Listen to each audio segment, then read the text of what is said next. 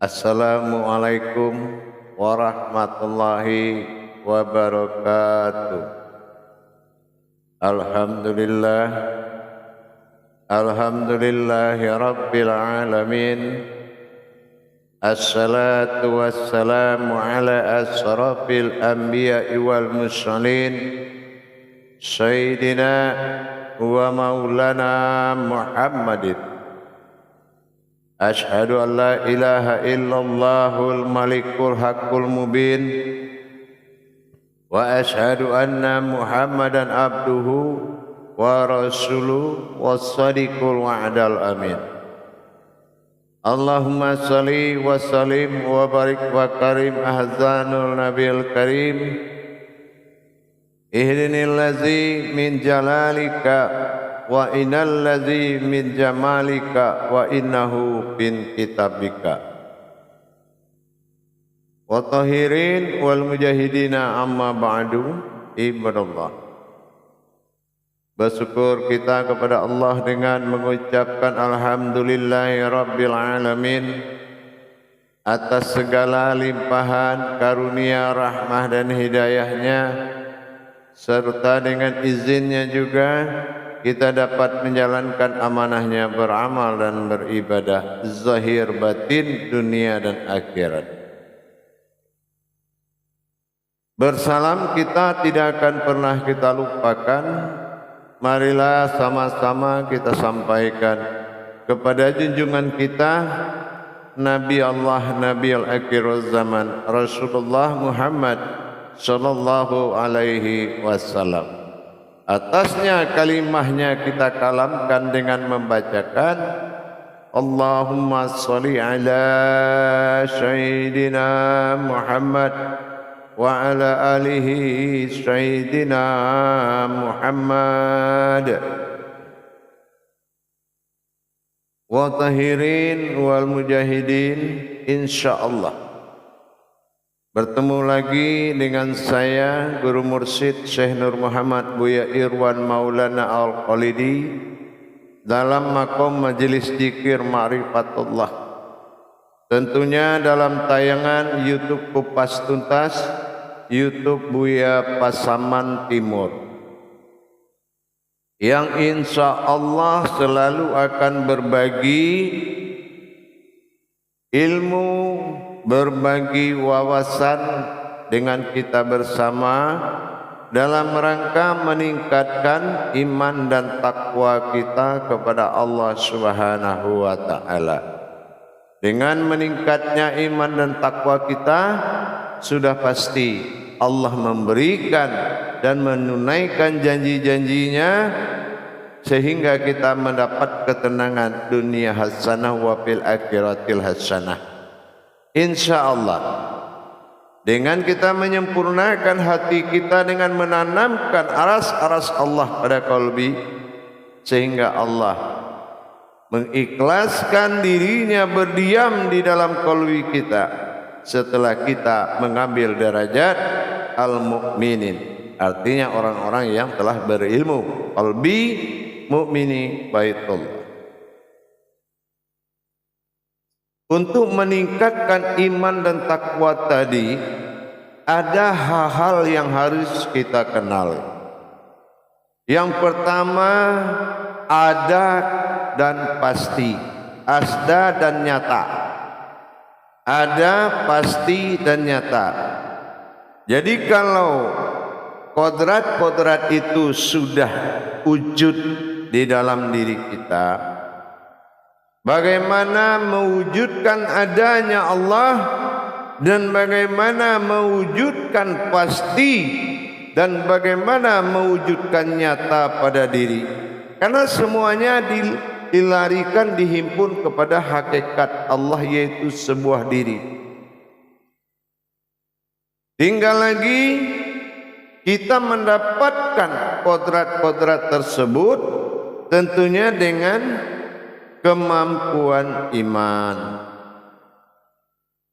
Iman kita harus bisa mengikuti tauhid diri kita kepada Allah Subhanahu wa taala. Kita harus bisa bertauhid kepada Allah dengan memiliki kekuatan iman. Artinya apa? Ada sanggup kita mengimani apabila kita mendapatkan kajian tentang hal yang mustahil terutama. Untuk itu para jemaah, kita berbagi wawasan tentang hak kadim, nur kadim. Artinya apa? Diri yang pasti dan wujudnya yang pasti. Allah kadim. Pemakaian dari kodrat tersebut itu meningkatkan iman yang sangat kuat, membutuhkan iman yang sangat kuat dalam mewujudkan diri yang al-haq, diri yang hak. Dalam membangun diri yang hak, kita harus memiliki kemampuan iman, yaitu iman tauhidnya.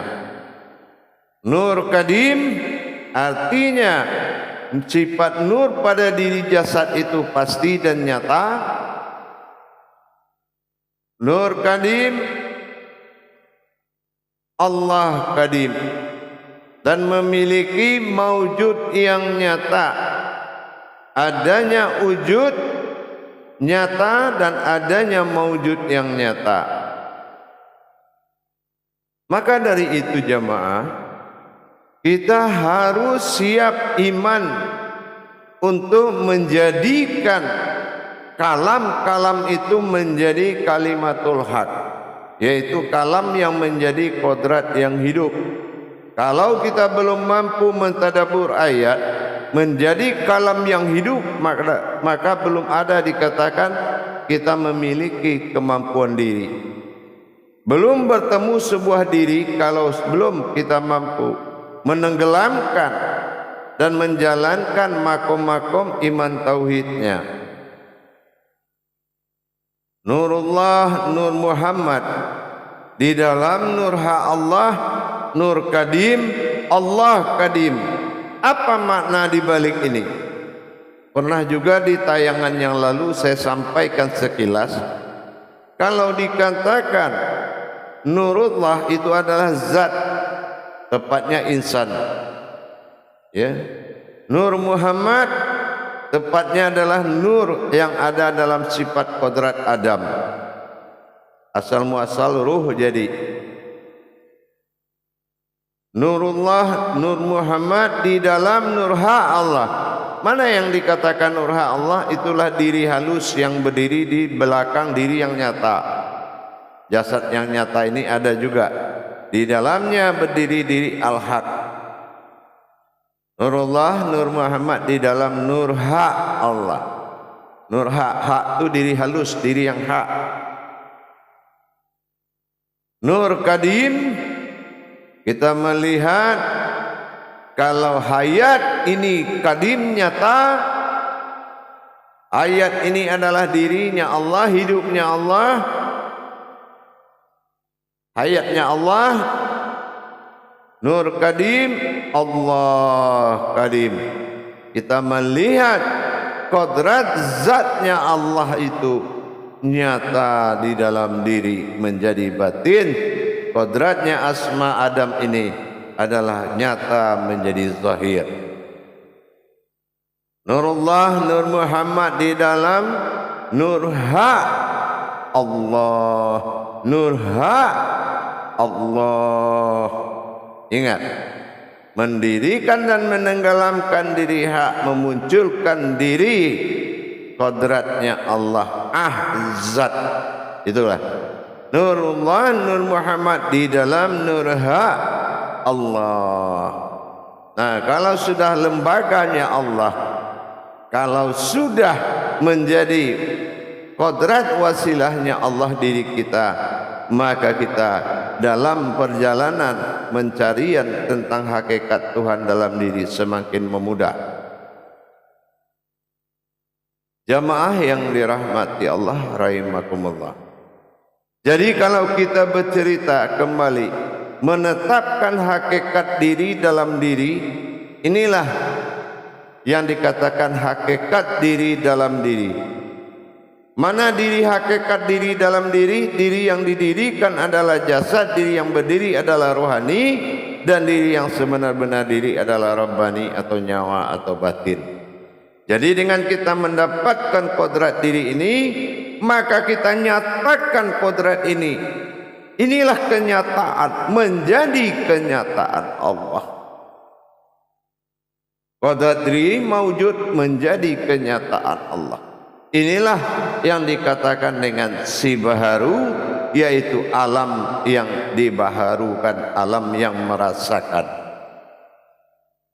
Jadi dengan kita telah memahami ini, maka kita laksanakan ibadahnya. Membangun kodrat diri dalam diri, ini adalah salah satu yang wajib. Jadi yang dikatakan menghakikatkan diri itu atau mendirikan diri yang hakikat dengan Nurullah, Nur Muhammad di dalam nur haknya Allah. Nur Kadim, Allah Kadim. Bagaimana proses tajalinya? Nanti silakan diperdalam di YouTube-nya, ada di YouTube. Jadi dengan adanya kita melihat kejadian dari Nurullah, Nur Muhammad di dalam nur hak, Nurullah, Nur Muhammad, hak masuk ke dalam alam batin atau diri batin, maka dikatakan diri batin itu ada, maujudnya ada. Ini yang dikatakan Allah Kadim, Nur Kadim, Allah Kadim. Allah sifat zahir bagi diri itu pasti dan nyata.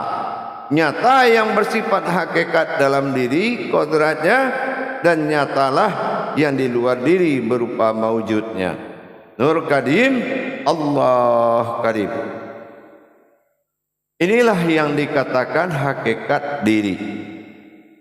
Jadi kita selalu mendawamkan hakikat diri dimanapun kita berada. Dimanapun kita berada, dalam kodrat apa, dalam wujud apa, perjalanan apa, semua harus dilaksanakan ibadahnya. Jamaah yang dirahmati Allah rahimakumullah.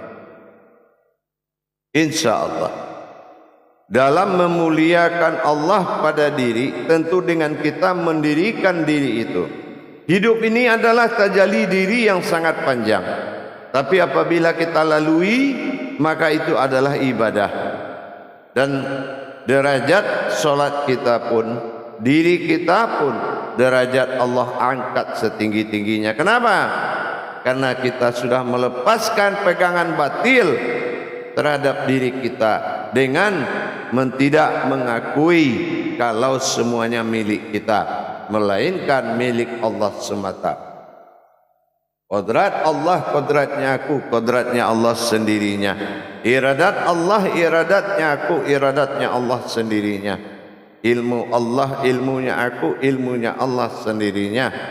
Hayat Allah, hayatnya aku, hayatnya Allah sendirinya. Basar Allah, basar aku, basar Allah sendirinya. Samia Allah, samanya aku, samianya Allah sendirinya.